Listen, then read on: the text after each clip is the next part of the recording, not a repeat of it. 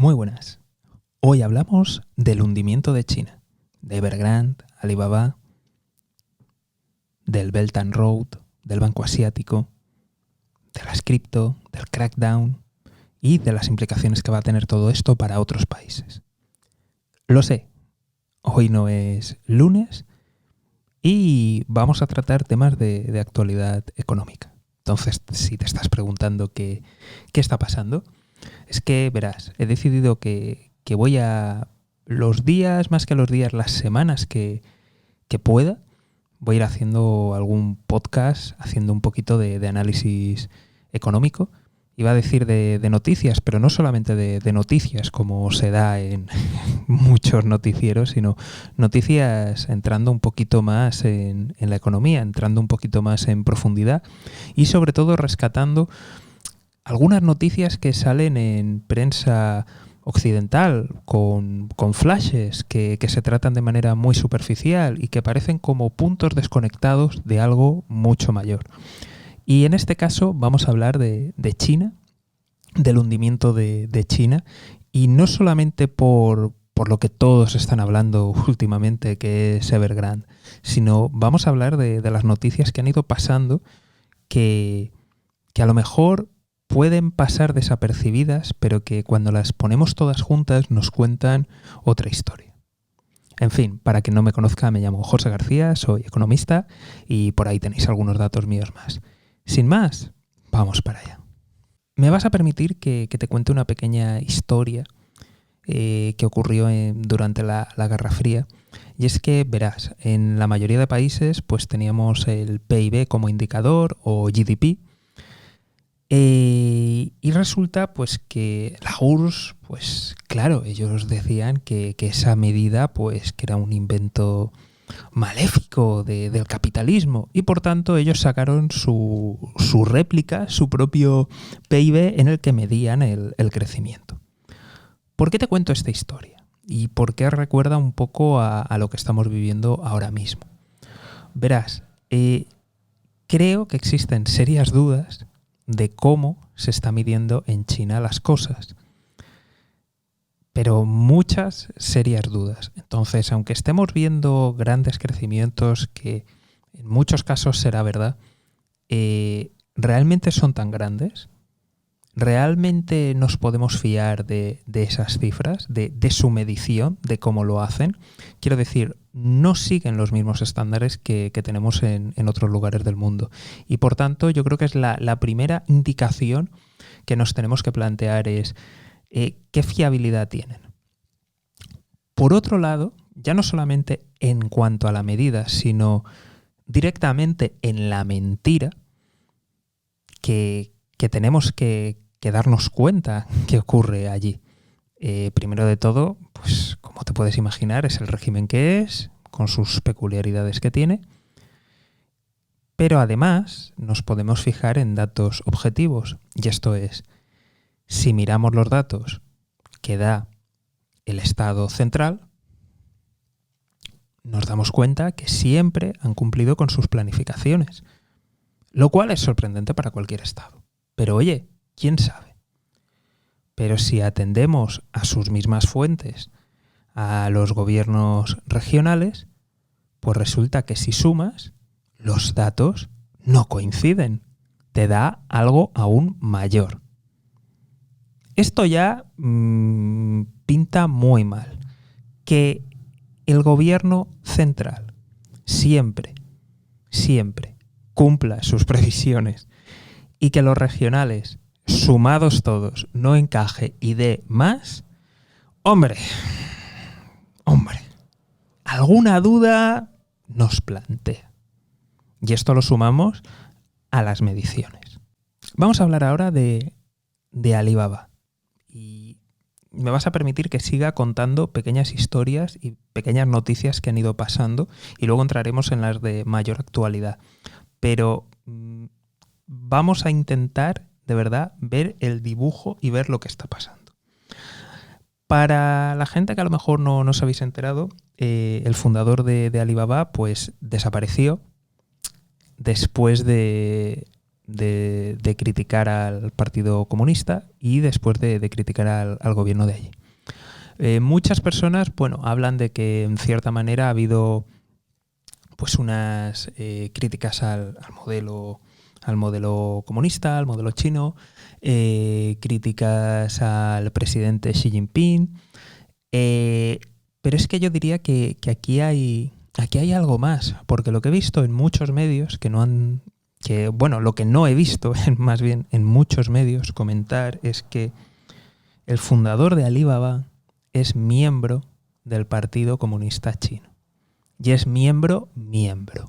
Es más, probablemente parte o prácticamente toda gran parte de su fortuna, pues las conexiones políticas le han ayudado. Él es una persona destacada. No es uno más, no es alguien que se ha sacado el carné. Es una persona que ha estado implicada y que ha sido creyente. Entonces, creo que el análisis no es solamente estoy bloqueando a emprendedores, cuidado con la gente que se hace rica, cuidado con la gente que se hace famosa.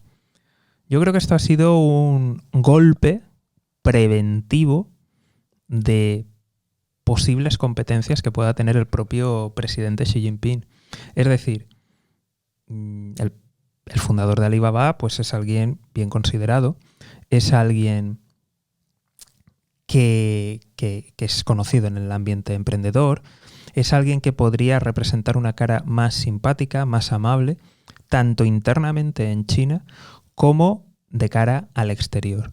Entonces, ante cualquier, digamos, turbulencia o ante cualquier oposición, pues yo creo que no podríamos descartarle como posible rival político y como persona de transición a un modelo más abierto y a un modelo distinto. Y yo veo que este análisis no lo he visto en ningún lado y veo que no se ha comentado. Se ha hablado mucho de que está cerrando, del ataque a los millonarios, de gente que a lo mejor se hace más famosa, pero oye, cuidadito, que muchos de estos responsables, igual que el de Alibaba, son personas del partido. Que sí, que tienen una trayectoria empresarial, pero evidentemente su riqueza no se explica sin sus conexiones políticas. Entonces, eso no se nos tiene que pasar por alto. Y más adelante, con otras noticias, lo vas a ver más claro. Ya hemos hablado de algunos millonarios, hemos hablado de Alibaba, del fundador de Alibaba y lo que ha pasado con otras empresas, lo hemos comentado. Pero luego, si nos vamos a nivel clase media, ciudadanía, nos encontramos con otra noticia que puede, y de hecho nos parece muy sorprendente desde donde me estás escuchando, pues es sorprendente, pero que para allí no es tanto, y es cuando sacaron el dichoso carné por puntos, que parece una secuela de Black Mirror, pero que realmente está ocurriendo. Y para quien no lo sepa, pues resulta que han sacado una especie de, como lo que tenemos aquí en España, en otros países el carnet de conducir, que va por puntos, donde, bueno, si cometes alguna infracción te quitan puntos y si llevas un tiempo en el que no cometes ninguna infracción, te dan puntos y sube. Pues han sacado algo así, pero para los ciudadanos. Es decir, que si la extensa red de cámaras detecta que has cruzado un semáforo cuando no te correspondía, te quita puntos. Y eso, evidentemente, luego va a tener consecuencias, pues, de cara a las administraciones, de cara a los créditos y de cara a un montón de cosas. Esto que, pues bueno, queda, parece una película, pero realmente existe y está pasando. A mí me da la impresión claramente de que esto es una nueva vuelta de tuerca, igual que han hecho con determinados emprendedores y empresarios, para simplemente tener un control interno. Vuelvo a repetir, mucha de la gente que ha sido depuesta o que se le ha aconsejado que baje el perfil público son personas, miembros del partido. Entonces yo creo que por ahí todo lo que ha pasado no todo, pero mucho de lo que ha pasado con algunas empresas es precisamente un evitarse posibles sucesores o posible oposición. Y que esto del carne por puntos viene precisamente para controlar a las masas ante lo que pueda venir. Porque recordemos que China ha tenido unos crecimientos enormes. Aunque se hayan falseado datos, ha habido unos crecimientos y eso está ahí. Habrá que ver hasta qué punto. Habrá que ver evidentemente cómo se ha repartido esa riqueza.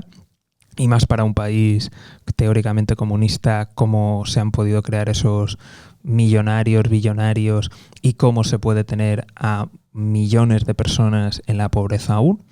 Muchas explicaciones quedan por ahí por dar, pero sin ese crecimiento tan grande que se ha tenido, aunque se hayan falsificado datos, pero sin ese crecimiento, ¿qué va a pasar?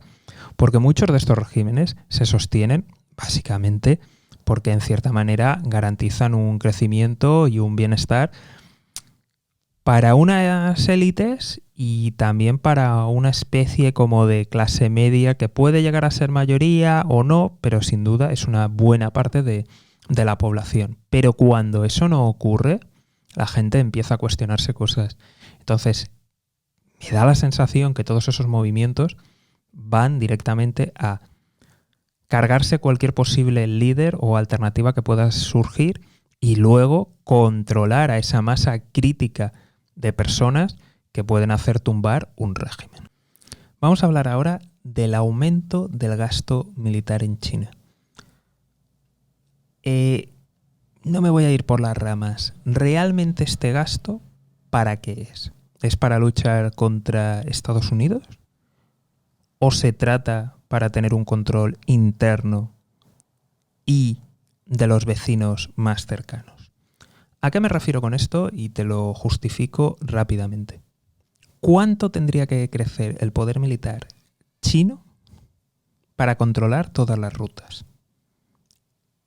O sea, si tú miras en el mapa las rutas comerciales, hay un país, y no es Estados Unidos, que ya hablaremos ahora luego de si tuviera una lucha con Estados Unidos, que podría pasar, pero hay un país claramente que puede matar a China cuando le dé la gana. Y no va a desaparecer, no pueden acabar con él, y pueden presentar mayor conflicto. Pero en el caso de que se entrara en una guerra dura, en una guerra abierta, pues China lo tiene muy mal. Y este país es la India. Y no solamente por donde bordea, que por cierto pasan las arterias principales de materias primas y de energía, pasan cerca de sus costas. Es que si te fijas en el mapa, mira determinadas posesiones de la India, determinadas islas, y mira por dónde paran. La India puede cortar el tráfico vital para China. Y veremos a ver cuántos días le podría sobrevivir toda la maquinaria, toda la estructura, todo cuánto podría sobrevivir. Yo creo que no muchos. Y con la siguiente noticia que vamos a dar, queda aún más claro y más confirmado. Pero es que además la Armada India tiene la capacidad de cerrar el estrecho de Malaca, que es un punto neurálgico por donde pasa un porcentaje altísimo de la energía que alimenta a China. Entonces, ¿realmente tiene sentido crear pues una armada que realmente, o sea, tu defensa deberían de ser evidentemente las relaciones internacionales, el llevarte bien? ¿De verdad tiene sentido gastar en algo que no puedes realmente defender? Y esto estamos hablando de la India. Vamos ahora con el caso de Estados Unidos. ¿Puede China controlar el mar del sur de China? Muchas especulaciones, ¿de acuerdo? Pero vamos a suponer que fuera capaz, que su poderío militar puede echar a Estados Unidos. Perfecto. Que incluso hay una guerra convencional sin armas nucleares, ¿de acuerdo? Y consiguen echar a Estados Unidos y que consiguen incluso mandarles hasta Hawái. Vale. ¿Y el resto de mares? Cógete y mira las bases de Estados Unidos. En una guerra, de verdad, fuerte con Estados Unidos no necesita ganar esa zona. Puede bloquear completamente las rutas comerciales. ¿Y cuántos días podría aguantar China? Entonces, todo este desarrollo que ha tenido militar, ¿realmente cuál es el objetivo?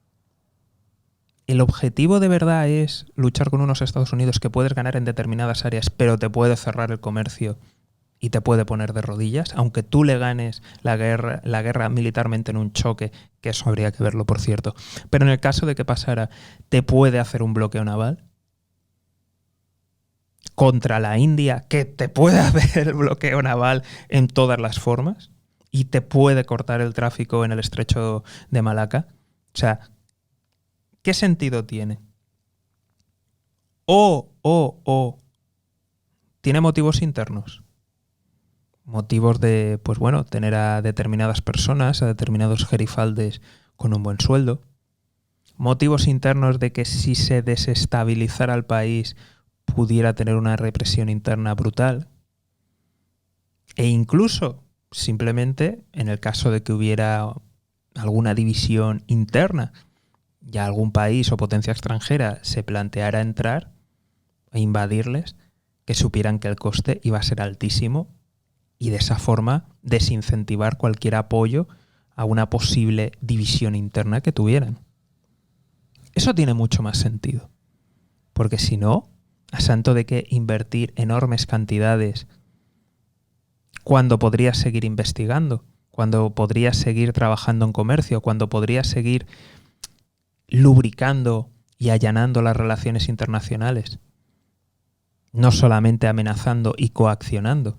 Eso tendría mucho más sentido y eso te daría realmente una viabilidad mucho mayor en el medio y en el largo plazo. Y eso sí que podría haber significado realmente un debilitamiento y una erosión realmente del poder hegemónico de Estados Unidos y podría plantear una alternativa. Pero cuando al final estás amenazando a supuestos aliados, cuando les plantas contratos draconianos, cuando les tratas como a colonia, pues bueno, cuidado porque a ver qué va a pasar cuando dejes de tener tanta influencia o cuando puedas dejar de meter tanto dinero. Y al hilo de lo que estoy comentando de la energía, fijaros si es crítico, y viene la otra noticia que esta sí que prácticamente ni ha salido en muchísimos lados, ha pasado desapercibida, y es los cortes de energía que está habiendo en China. Está habiendo cortes de energía cuando China está en el hemisferio norte y en el hemisferio norte acabamos de empezar el otoño. ¿Qué va a pasar en invierno? ¿Qué estructura tienen? ¿Qué está pasando ahí? Hay diferentes explicaciones, ¿de acuerdo? Creo que es una combinación, pero sobre todo me voy a quedar con el análisis de lo que implica, y es un país que depende tantísimo energéticamente del exterior, y no solamente para la energía, sino también para las materias primas. En el contexto que estamos, que tenga desabastecimiento, carencias, ¿os imagináis en un conflicto lo que podría pasar? O sea, si están teniendo que cerrar fábricas, si se les va la luz en lugares donde hace falta aire acondicionado o algún tipo de climatización, o sea, si eso está pasando ahora, ¿qué pasaría ya no en un conflicto, sino en un posible conflicto o en un aumento de hostilidades? Y en una guerra total, aunque no convencional, sin armas nucleares, ¿qué podría pasar? ¿Cuánto estaría toda la maquinaria china funcionando? ¿Cuánto estarían funcionando los ejércitos? ¿Cuánto durarían? ¿Cuántas operaciones podrían lanzar? De verdad yo tengo serias dudas. Muchas veces hablamos y siempre nos centramos en guerras, en estrategia, pero la logística tiene una importancia vital. Vital. Y si esa te la pueden cortar por tantos lugares, y si encima estás en una zona donde por mucho que utilices tu armamento, a la India no te la vas a cargar. La India va a seguir operando y te puede cortar. Y aunque expulses de determinadas zonas a Estados Unidos, te puede volver a hacer un bloqueo naval. Y eso suponiendo que ganes. ¿Cuánto va a durar? ¿Hay gasolina para toda la maquinaria? ¿Hay energía para toda la maquinaria, para todas las armas? ¿Qué va a pasar? ¿Cuánto durarían? Y luego otra cosa. Internamente, tu ciudadanía aguantaría con todas las carencias que van a vivir. ¿Lo soportarían? yo tengo serias dudas y francamente el punto débil de energía y de materias primas es algo muy grave para ellos y que luego también va a desestabilizar el país. Entonces, si eso ya está pasando ahora, que no tenemos ese clima, si se sigue enrareciendo, ¿qué puede acontecer? Por otro lado, quizá haya sido por consecuencia de esto, o quizá no, ha habido una contracción en la producción industrial del mes de septiembre. China, en muchísimos años, décadas, la única contracción que tuvo mensual a nivel industrial fue la de febrero del año anterior y todos sabemos por qué fue. Entonces, que en este mes haya habido una contracción, muy mala señal, muy mala señal. Podríamos ver otros factores, pero quizá la falta de energía esté detrás como factor principal. Hace algún tiempo, rondando el año, salió la noticia de que China se estaba planteando, o mejor dicho, se iba a replantear sus inversiones en el exterior.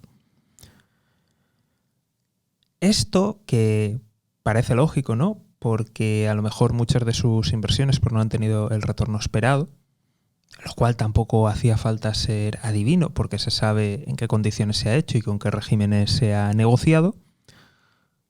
Podría ser que no fuera debido a razones económicas, porque muchas de estas inversiones no se han hecho con razones económicas, se han hecho con razones políticas, con razones de garantizar lealtades, de intentar ir minando poco a poco a Estados Unidos, de intentar acaparar determinadas materias primas claves para todo el mundo y un largo etcétera.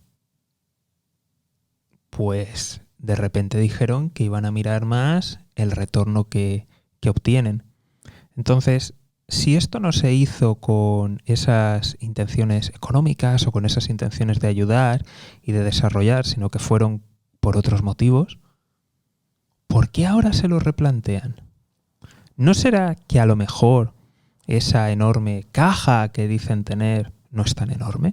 ¿No será porque a lo mejor se está reduciendo su crecimiento, se está reduciendo ese enorme superávit, en resumen, están empezando a notar que no están en una posición tan boyante económicamente y se están empezando a preocupar de qué puede venir más adelante?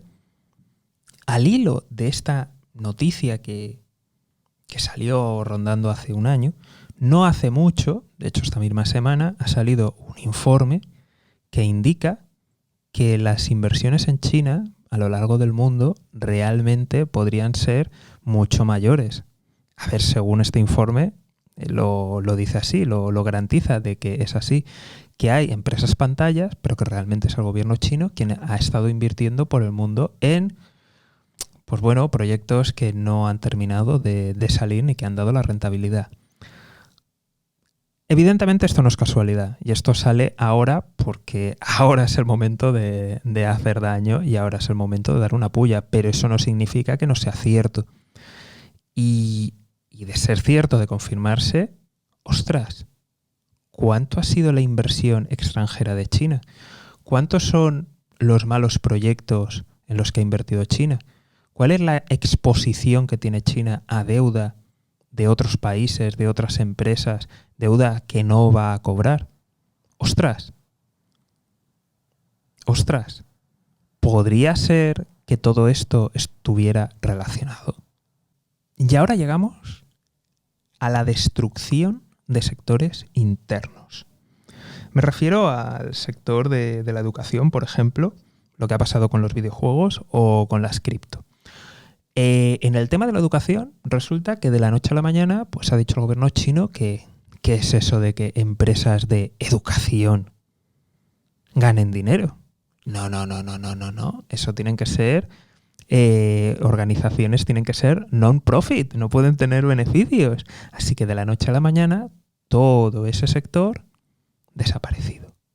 ¿Por qué? Porque ahora mismo solamente pueden ser ONGs, punto. no pueden tener ningún tipo de beneficio. Y muchas de educación tienen una base, evidentemente, tecnológica. Entonces, ¿qué está pasando? ¿Por qué están destruyendo sectores? ¿Qué ocurre? ¿Por qué quieren controlarlo? A lo mejor hay alguna burbuja y se la cargan antes de tiempo, antes de que empiece a salir y verse las vergüenzas de muchos sectores como están de verdad. A lo mejor quieren controlar cosas clave que podrían volvérsele en contra en el caso de que empezaran a tener distensiones, en que empezaran a tener cierta división interna, cierta contestación. No lo sé, pero desde luego bueno no es. Señal de que pasa algo o de que están preparándose para algo que pudiera pasar. Las cripto las han eliminado. Podría ser que todos estos movimientos que ha habido de contra criptomonedas se marcara en este plan mayor que están haciendo de bloqueo todo movimiento financiero que se me puede escapar, bloqueo cualquier alternativa a mi divisa y menos interna, me preparo para por si acaso me intenta huir gente o intentan sacar capitales. Pinta realmente muy, muy mal. Pinta muy mal. Muy mal. Y cuando miramos todas estas noticias que han ido pasando con otras que pasaron anteriormente y luego vemos cómo va todo en una misma dirección de ir cortando, de ir preparando el camino, de ir allanando, de ir fortaleciéndose internamente y de cara a posibles agresiones que vengan desde el exterior, de manera de que me da la sensación que están en modo supervivencia, de que ellos se están dando cuenta que no están creciendo tanto, que no están creciendo tan bien y de que tienen pues serias carencias internas y que eso evidentemente va a tener una repercusión cuando el bienestar de determinadas generaciones no sea tal o cuando empieza a haber un deterioramiento abierto.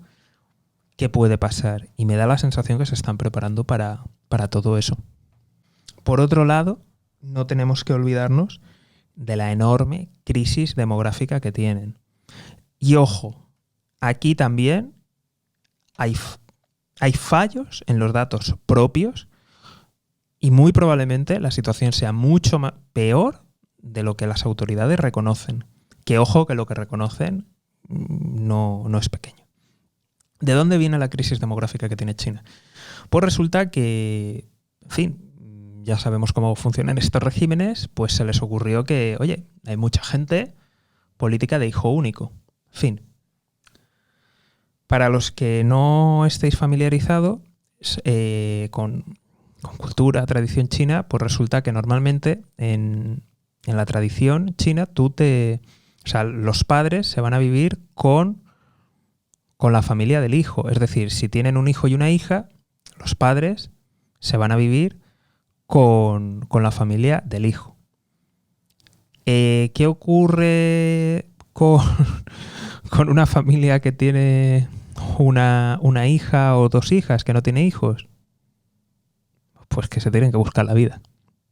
Evidentemente, esto son cosas de tradiciones, no significa que absolutamente toda la gente sea así o opere así. Vale, bien. ¿Qué ocurre? Pues que muchas familias, como solamente podían tener uno, tratan de que sea varón. ¿Por qué? Porque así por lo menos alguien se ocupará de ellos cuando sean mayores. Echar un dato en los gráficos de la mayor cantidad que hay de hombres respecto a mujeres, y eso ha producido un déficit enorme y crea problemas sociales y evidentemente demográficos. Otra de las características, y luego aquí va a tener implicación con lo de Evergrande, de nuevo, cultura, tradición, no representa a todas las personas chinas, evidentemente, pero es algo que sí que impacta, y es ¿qué ocurre? Y es duro, ¿no?, decirlo, pero básicamente Si un hombre quiere casarse y con la competencia que hay, porque hay muchísimos más hombres que mujeres en determinados rangos de edad, si un hombre quiere casarse, básicamente necesita una casa. Y esto está produciendo un problema social de muchas familias que tienen algún hijo y para realmente poder casarse o poder casarlo, que tenga familia, necesita una casa para realmente poder asentarse. De nuevo, tradición, no representa a todo el mundo, ¿de acuerdo? Seguro que hay excepciones. Pero eso está produciendo un empuje que está alimentando parte de la enorme burbuja que tienen inmobiliaria. Porque claro, si tú quieres que te cuiden de mayor, tienes que tener un hijo, y si quieres que ese hijo tenga familia y se case y tenga hijos y te cuide, pues tiene que tener una casa para poder casarse. Entonces, de verdad, no juzgo. Son cosas de tradiciones, son cosas que pasan. En todos los países hay cosas así, ya está. No le demos más vueltas, ¿de acuerdo? Si tienes duda, infórmate un poquito más por ahí y de verdad, es más, te aconsejo que lo hagas, aunque ya lo conocieras, porque cuando cuentan historias es terrible y las consecuencias que está teniendo. Entonces, al final, hay un problema, bueno, esto está generando muchísimos problemas. Ya hubo un cambio, ya se abrieron a que hubiera un segundo hijo, primero para algunos, luego finalmente para todos, y aún no habían salido los datos oficiales del nuevo censo que habían hecho cuando mágicamente el Partido Comunista Chino dijo, chachachán, a partir de ahora 3 hijos. Lo cual da señal de los verdaderos datos, la enorme crisis demográfica que tienen. A esto hay que sumar que incluso ya ha habido miembros del gobierno diciendo cosas del tipo tenemos que quitar las píldoras anticonceptivas, tenemos que quitar preservativos, tenemos, en resumen, forzar a la gente a que tenga hijos de la misma forma que se dijo que no tuvieran, ahora forzarles a que tengan. Luego, al hilo, el crecimiento enorme que ha tenido China, los nuevos estilos de vida, los horarios que se hacen allí, pues al final hacen que, aunque te lo permitan, la gente en general no suele tener más de uno, no suele tener. Entonces, están en un problema enorme y gravísimo, gravísimo. Esto cuando un país decrece, y ojo que lo vamos a vivir aquí en Europa bastante, y otros países a lo largo del mundo también lo van a vivir bastante, cuidado que tiene implicaciones enormes. Tiene implicaciones en la pirámide poblacional, tiene implicaciones en quién va a cuidar a quién, tiene implicaciones en los impuestos, tiene implicaciones también militares, porque evidentemente va a haber regiones que se van a ver afectadas. Normalmente se tiende a concentrar. Entonces, ¿qué va a pasar con algunas zonas que van a estar o van a quedar despobladas? Las implicaciones son enormes y es todo muy, muy malo. Muy malo. Y luego no estamos hablando de un país como Estados Unidos que dice, bueno, facilito la entrada a la gente. ¿Tanta gente quiere ir allí? Uy, sí. Regímenes autoritarios, me encanta. Sin duda es la mejor publicidad para atraer público de otros lugares. Entonces, realmente la situación esta puede ser muy, muy mala y no se ha gestionado bien. De nuevo, me remito a lo que he dicho al principio, el tema de los datos, de cómo se ha medido, cuando no directamente que se miente, qué puede haber ahí realmente y puede ser terrible. Y luego esas implicaciones para mantener determinado ejército, el bienestar, evidentemente va a haber un decrecimiento económico de la población y de la capacidad y del rendimiento, porque cuando tienes una fuerza laboral más joven suele sacar más rendimiento y conforme tienes una media pues más adulta, más envejecida, el rendimiento cae, la capacidad y la producción caen. Entonces, mucho cuidado con lo que está por venir. Y entramos ya en la noticia más comentada, que es la de Evergrande. Y, a ver, para la gente que aún no lo ha escuchado o simplemente, bueno, lo ha escuchado, pero algunos medios lo tratan como lo tratan, estamos hablando de un desarrollador inmobiliario de una constructora que, a datos internos de China, por ventas es la segunda mayor de China.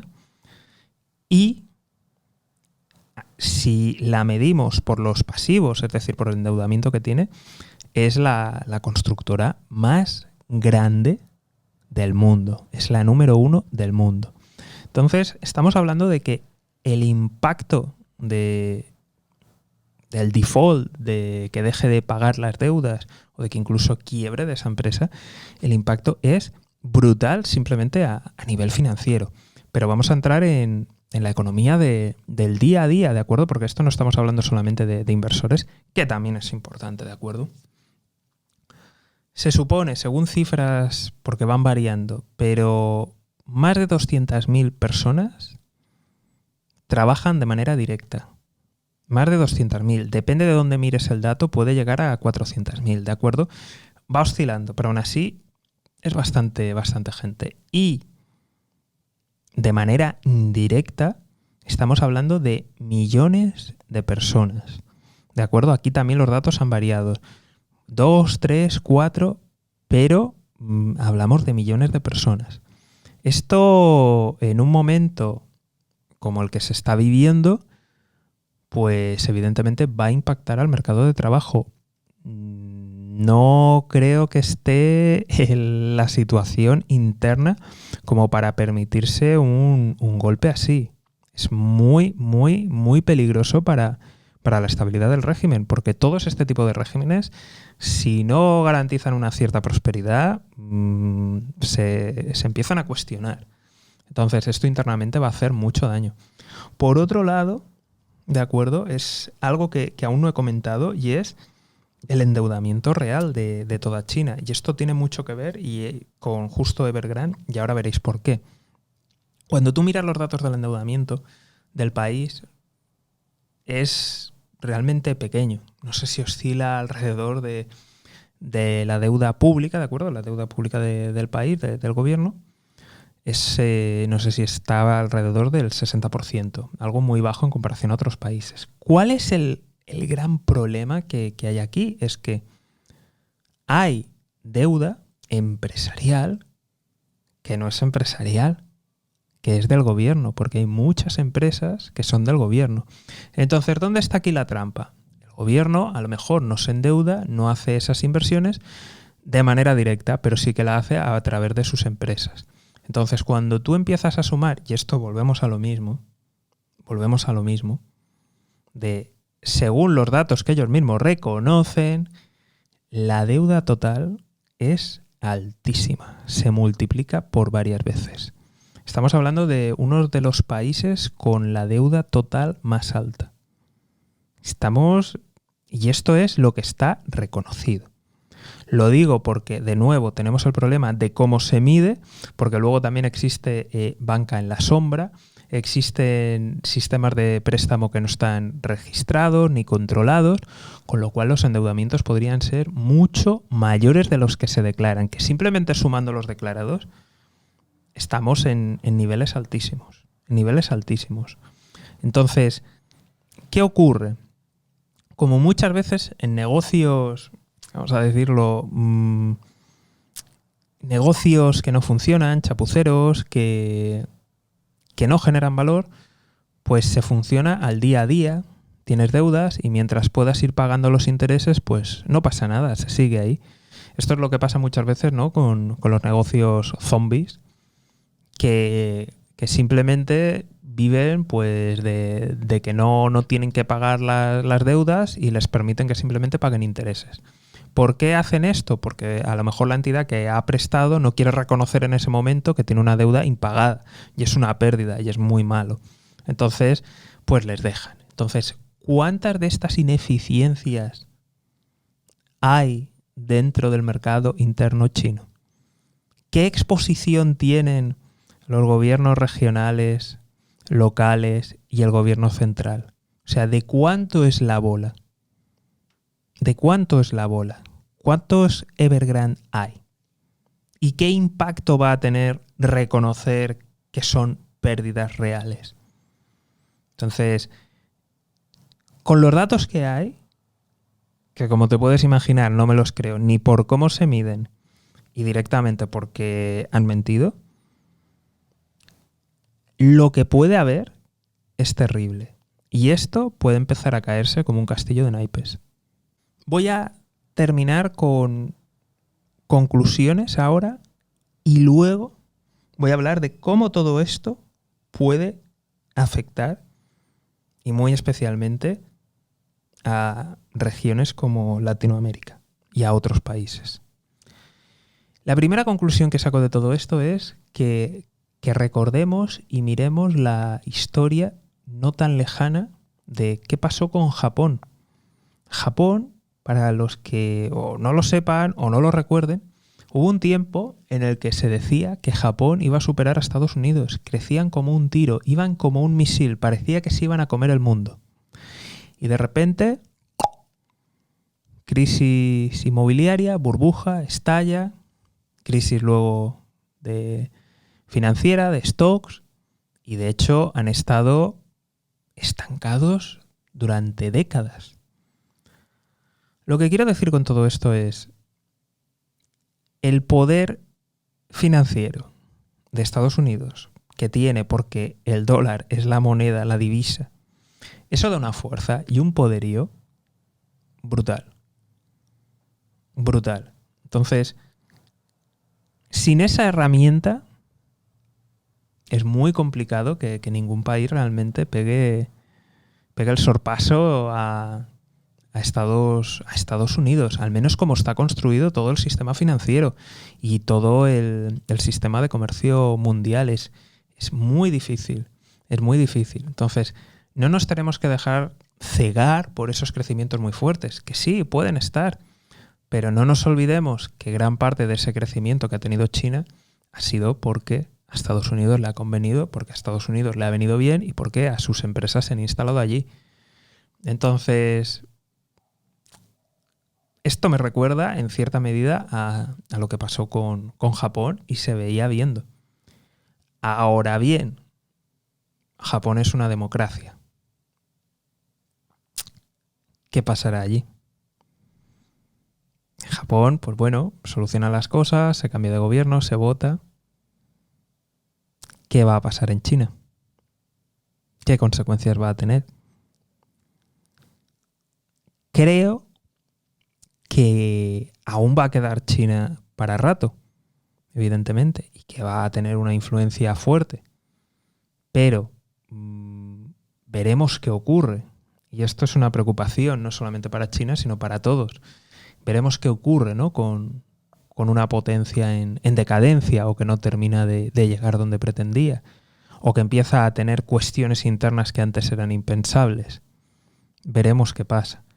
Pero sí que como lección, pues que no nos ceguemos por determinados crecimientos de PIB.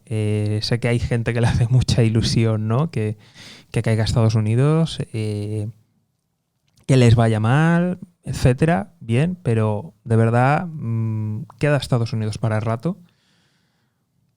Tampoco significa, a menos que tenga un colapso, que podría tenerlo, pero más adelante. Yo creo que aún quedan unos años de China bastante poderosa por delante, pero evidentemente van a empezar a ocurrir cuestiones. Eso ya me preocupa más y no era mi intención en este podcast tocarlo. Pero sí que como conclusión, ¿no? Que recordemos el caso de Japón, que también parecía que se iba a comer el mundo y ahí se quedó. Entonces, mucho cuidado con determinados crecimientos, con determinados países que luego tienen algún tipo de burbuja y ahí se quedan. Se quedan estancados económicamente.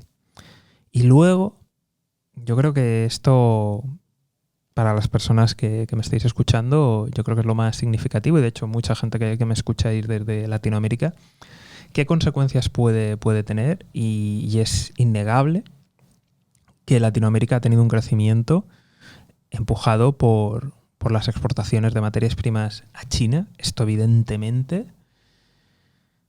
es un desastre, va a tener consecuencias. Australia también se ha beneficiado, ha tenido casi 3 décadas de de crecimiento ininterrumpido, y ha sido gracias a que cuando a nivel mundial no ha habido tanto crecimiento, China ha seguido creciendo y ha seguido consumiendo materias primas, energía, y se han beneficiado enormemente. Luego, la economía de Nueva Zelanda depende enormemente de la de Australia. Entonces, si esto se corta, Australia va a tener problemas e inmediatamente Nueva Zelanda los va a tener.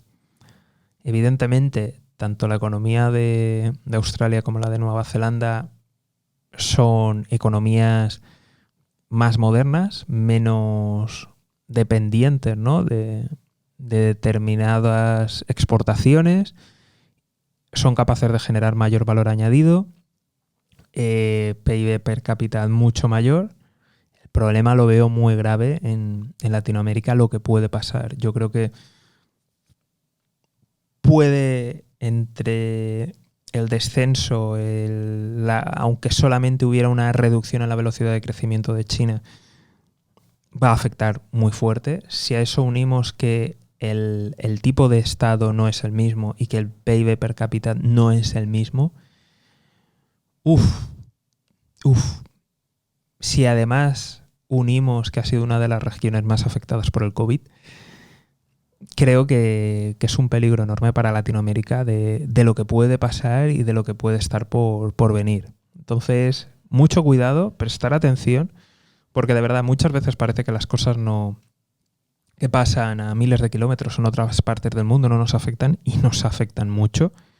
Yo recuerdo por mi zona que justo después del 11 de septiembre, lo de las Torres Gemelas, que parecía que, bueno, pasó allí y son otras industrias, otros sectores, pues justo ese año cancelaron ferias, o simplemente hubo algunas que cancelaron ferias y otras que simplemente los compradores, por miedo, no se desplazaron ni se movieron, y eso hundió a muchos sectores industriales por aquí y no se han vuelto a recuperar.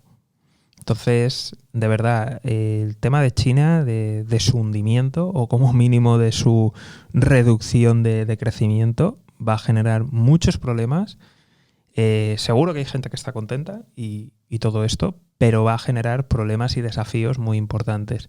Al final es como todo, ¿no? Es como la gente que también se alegra, ¿no?, de que le vaya mal a Estados Unidos. Estamos conectados y determinados hechos a economías de las que son más dominantes nos tienen que preocupar, y debemos de tomar nota y estar atentos. Y hasta aquí el podcast de hoy, probando nuevas cosas. Como siempre, te recomiendo que lo compartas con una persona que merezca la pena, y si alguien lo comparte contigo, pues ya sabes que piensa que mereces la pena.